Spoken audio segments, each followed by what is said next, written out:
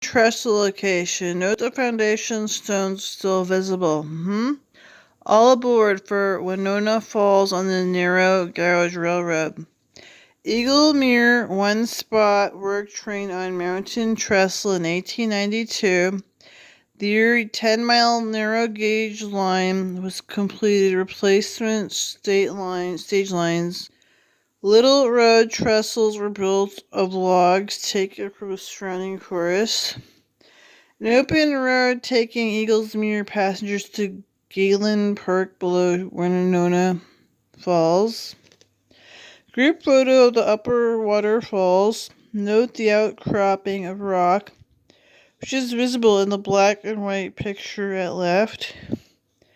See, they're up here walking around. They don't promote Ford. They say they need help. The former Williamsport North Branch Railroad Station in Stonestown, undated photo.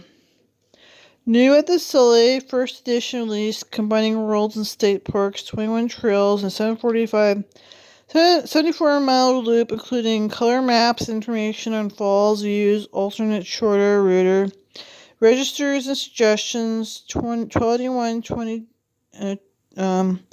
Fall and View Loop, exploring the wilderness and State Park and Loyalstock State Forest. David Kowaleski. Route Road for Friends of the World's End State Park. And publication of the Friends of the World's End State Park.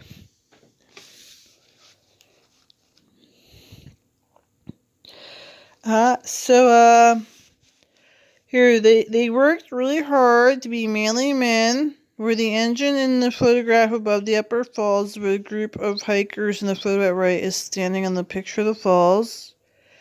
So they ran in groups. They had people had a car, but they didn't collect Ford. Didn't care about Ford to make money with Ford.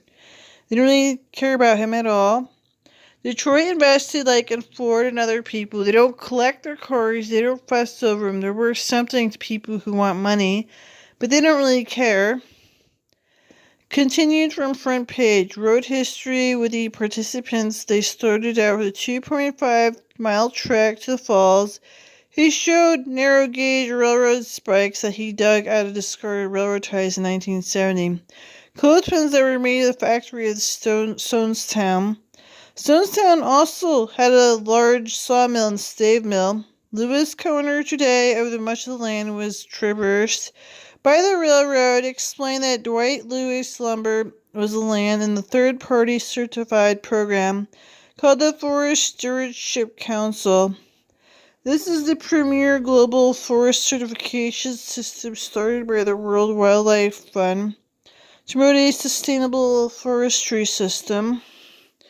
The Lewis Company was the 56th company in the United States to participate in this forest management program. Today, the 2.2 million acres owned by the Commonwealth of Pennsylvania and managed by the Department of Conservation and Natural Resources is also certified. Brother Mark Lewis and Mel Lewis talked about their management plan for the area. Residents of Sullivan County can be assured that this land will be continually active working forest regeneration.